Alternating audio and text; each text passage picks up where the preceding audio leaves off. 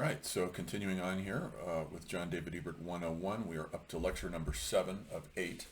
And in this lecture, I want to talk about hypermodernity and the new media invasion. And in order to do that, we have to understand the previous modernities. I see them as threefold: modernity, postmodernity, and hypermodernity. Each has a specific time period, and each one of these epochs has a kind of internal structure that is consistent within that epoch. And I think of them almost like geological ages, like the differing strata in geology. So we have to go back and understand the emergence of modernity first. And this is more or less, modernity is what Jean Gebser translates into the integral consciousness structure, which goes down to about 1945. And when postmodernity comes in, I don't think it works past that. It's not just based on a fusion of science and spirituality, as William Irwin Thompson tried to present it. That doesn't work for postmodernity, since postmodernity is about the liquidation of modernity, the wiping out of it, the deconstruction and dismantling of it. In hypermodernity, we're looking to reconstruct something. So modernity comes in Paris, of course, during the so-called Haussmannization of Paris, when Napoleon III hired his city planner, Baron Haussmann, to redesign Paris during the 1850s, completely structurally reconfigured it, created new boulevards, opened up new avenues, brought down old buildings, put up new ones. It was a total structural retransformation of Paris. And right on the as the dust of it is settling, let's say, in right about 1861, 62, along comes Manet, who is the first truly modernist painter, who begins to dismantle perspectival space, as we have seen, with his paintings, Le Déjeuner sur l'herbe, at the Tuileries, boating. And the thing about Manet's paintings is that there are no iconotypes within them. In other words, he's one of the first painters, especially one of the first Parisian painters, to get rid of references to Greek myths, references to biblical history. Is maybe, I think, 2 paintings of Christ in his entire oeuvre, and that's it as far as any kind of religious subject matter goes. So the French are always the first on the mark with nihilism, always. They are inherently nihilistic. During the French Revolution, recall, they tried to get rid of the calendar and substitute for it a purely abstract calendar with no references to any of the gods and the metric system, whereas the standard system that the Americans still use, which I hope we stick with, is concrete. A foot, a furlong means go for a long way. A foot is the measurement of the king's foot, and so forth. It's very concrete. But the French are nihilists. However brilliant they may be, they are left current, woke, left modern, postmodern, now it's hypermodern.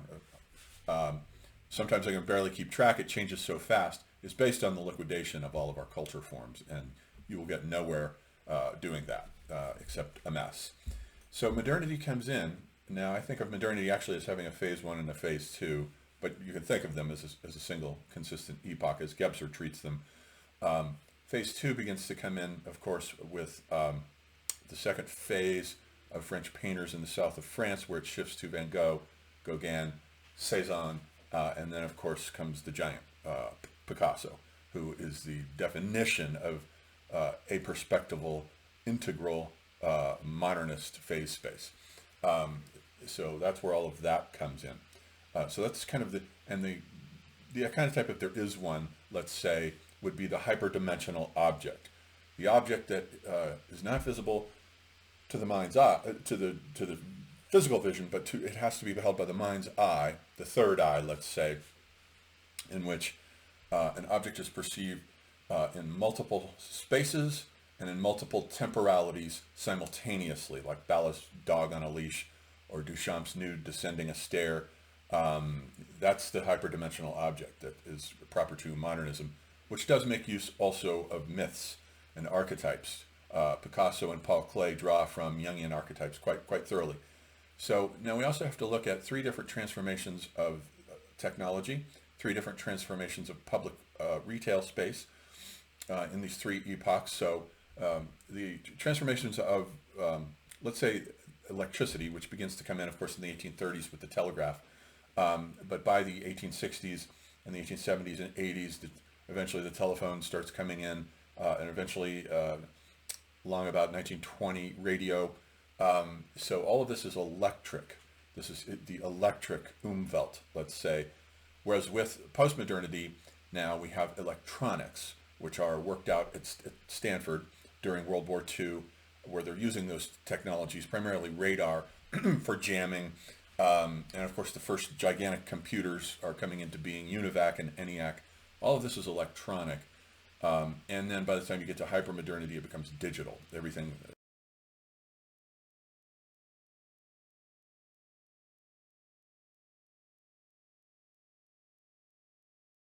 Arcades are the world, as Walter Benjamin writes about in his book, The Arcades Project, where basically the idea for the shopping mall was born. It isn't a shopping mall quite yet, but the idea of it is born with glass and iron ceilings that the sun shines down through, and you walk down the street. This is in the 1830s in Paris, and you walk down the street with various shops lined up on each side. So the basic idea of a mall is created there.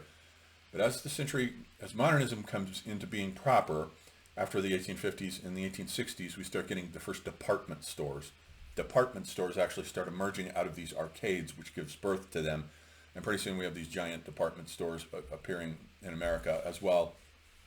And around the same time, approaching the end of the 19th century there. Then, of course, with postmodernity, the shopping mall is the world interior of postmodernity there. It first appears, the first true shopping mall, in 1956 in Edina, Minnesota. That mall is still there, which was designed by Victor Gruen, which is the first bi-level, indoor, air-conditioned, closed-up, sealed shopping mall. You pull up in the parking lot and all the store's backs are turned facing you. If you want to get to the front of the store, you have to go inside. So this is the shopping mall, and this is the world interior that I grew up in all through the 70s and 80s. Movies were there, ice skating rinks. It was a whole different world. Then that gets melted down. Our shopping malls are now ghost relics, starting with the coming in of the internet with hypermodernity. And I mark the date for the beginnings of hypermodernity at 1995, and the total dismantling of the shopping mall as the world interior gets sucked into the internet. Amazon now. All the stores exist in virtual space now. So that is the meltdown of that world. So those are some of the structural characteristics of these three epochs. The self also undergoes a transformation during these three epochs as well. Subjectivity. The subject during the modernist period is a kind of cubist self. We can think of Lacan's idea of the subject as there are sort of multiple subjectivities. You have the ego, but you have the subject, and the ego for Lacan is a fiction of the subject. Subjectivity is something very different from the ego. The ego gets diluted and caught up by phantasms, images, which first begins, of course, with the child confronting itself in the mirror as the mirror stage. So the self is basically kind of a fragmented self. And then in postmodernity, it becomes liquid. The self becomes melted down. Another word for postmodernity was what Zygmunt Bauman called it, liquid modernity, which is a better phrase, but I don't think he coined it until the 1990s. So he came along a little too late for it to be named that, but that is a better description of what it is, because all the structures become melted down in philosophy, with deconstruction coming in, with the French coming out of World War II, primarily in opposition to German philosophy, which had been the primary philosophical stage prior to World War II. Now that world becomes delegitimized and melted down, even though certain philosophers like Nietzsche, who had a big influence on Foucault, let's say, or Heidegger, who had a huge influence both on Sartre and on Derrida. You can't understand Derrida without knowing Heidegger. There's no way to do it, as I found. Every time I tried to sit down to read grammatology, before my familiarity with Heidegger had taken place, it was like reading Greek or something.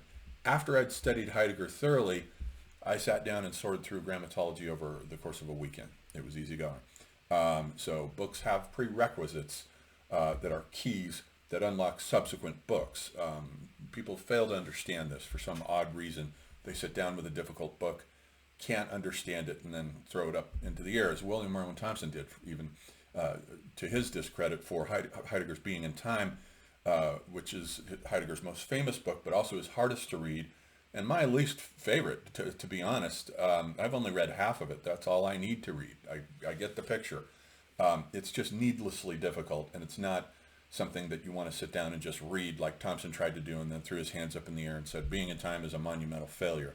It most certainly is not. It's one of the most influential books of the 20th century. Thompson didn't get philosophy. It just wasn't his bag. Metaphysics, yes, maybe, but not philosophy. So these are the three epochs that I have written about. And the term hypermodernity now, I did not originate the term hypermodernity. The actual word pre-existed me, but I invented the concept of it back a few years ago. Well, actually, I'd been working on it for a while. And the books that I wrote in the right around the year 2010-ish to 2013, Post-Classic Cinema, The New Media Invasion, The Age of a Catastrophe, which we'll talk about next time, and also Art After Metaphysics. I did not know that what I was writing about was hypermodernity in those books. I don't really reference hypermodernity in the books, if I recall. But I already knew that we were in a different epoch from postmodernity. I could tell that by the empty relics of shopping malls. And then one day, I was living in Boulder. At the time, I decided to go visit the local Tower Records, and I went there and it said out of business.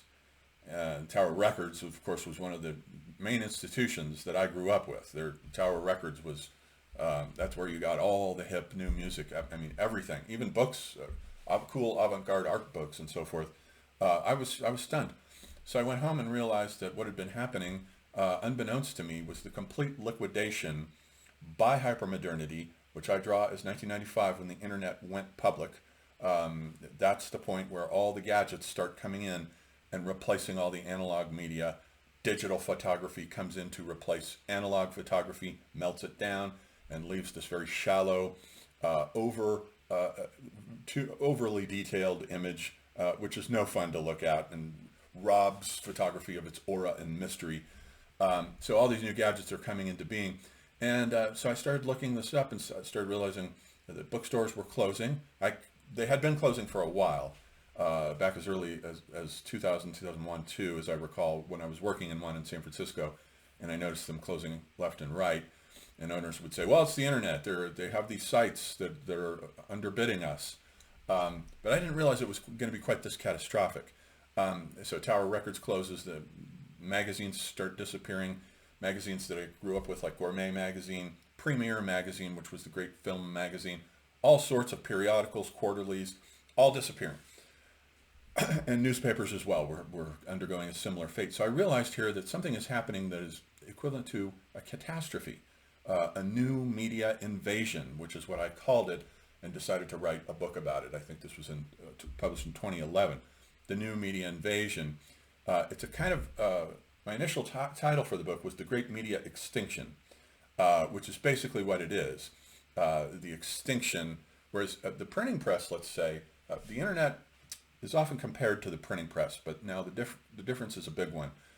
With the advent of the internet in the middle of the 15th century with Gutenberg, the internet was a slow, gradual process of transformation. It did transform the society and shifted it from illuminated manuscripts to the printing press, which brought in all kinds of new structures, organized books with typeface, which sort of macadamizes the reading process. Your eye now just glides across the page. You don't have to worry about all the different people's handwritings being indecipherable. The index comes in. Now you can look stuff up. The table of contents, all kinds of new structures come in.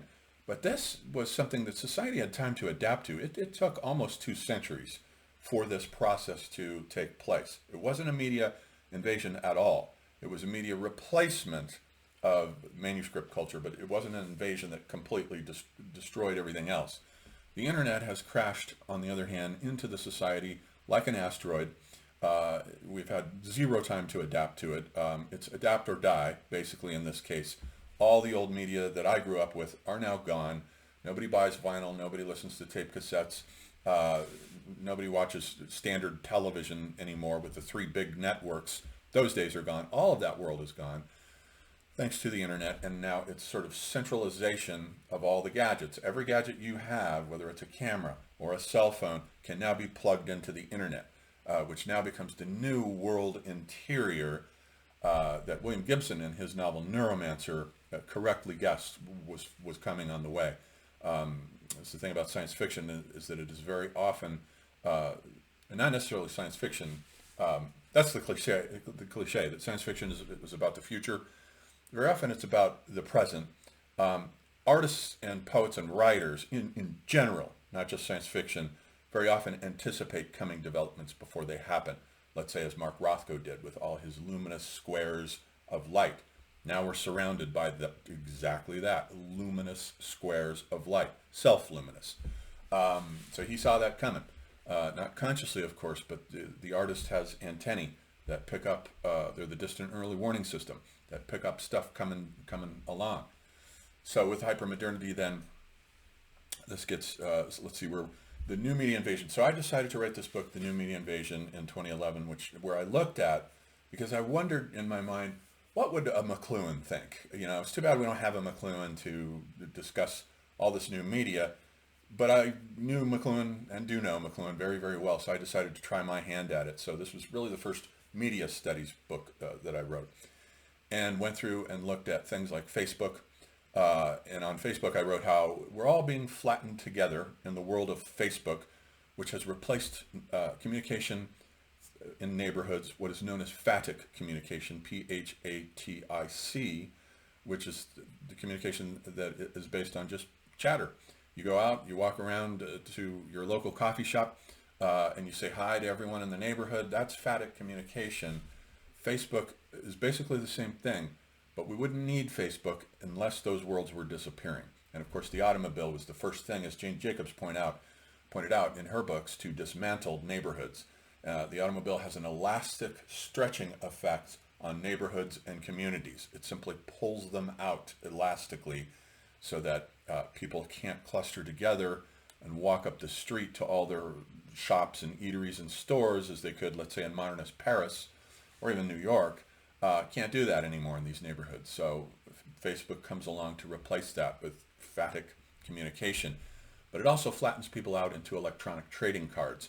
Basically, a person becomes no more important than their narcissistic avatars on Facebook. And that's really all there is to it. And it redefines this idea of friends and friendship. None of these people are your friends. You know who your friends are. You don't need Facebook for that. These people are not friends. They're just other people out there who might like your books and videos or whatever it is you have to purvey. So it completely does the same thing to the concept of friendship, note, that the automobile did to the neighborhood.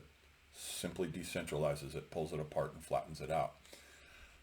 Or let's say I also examined on there Wikipedia, which has repeatedly excluded me from being on there because I shifted from publishing my first 5 books were published by traditional publishers, as was this one, The New Media Invasion.